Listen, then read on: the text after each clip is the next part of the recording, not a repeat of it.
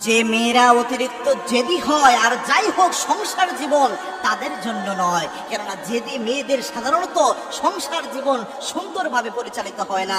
যেই পরিবারের মধ্যে একটা জেদি স্ত্রী জেদি বউ যে পরিবারের মধ্যে ঢুকে ওই পরিবারেও একটা অশান্তির সৃষ্টি হয়ে যায়। এজন্য মেয়েদের আর কোন গুণ থাক আর না থাক, একটা গুণ সবচেয়ে বেশি জরুরি, সেটা হচ্ছে ধৈর্যের গুণ। আর মেয়েদের যত বদগুণ রয়েছে সবচেয়ে বাজে বদগুণ হচ্ছে এই জেদ নামক বদগুণ। কোন মেয়ের মধ্যে যদি জেদ বদগুণ থাকে তাহলে অবশ্যই উচিত তার এই বদগুণটা পরিবর্তন করে নেওয়া। আজকে হোক কালকে হোক, একদিন না একদিন এই বদগুণটার জন্য কোনো না কোনো ক্ষতি তার জীবনে হয়ে যেতে পারে। এজন্য প্রিয় বোনেরা, উদারত আহ্বান আপনাদের জানাচ্ছে, আপনাদের জন্য জান্নাতে যাওয়া সহজ, আপনাদের জন্য অনেক ইজি জান্নাতে যাওয়া।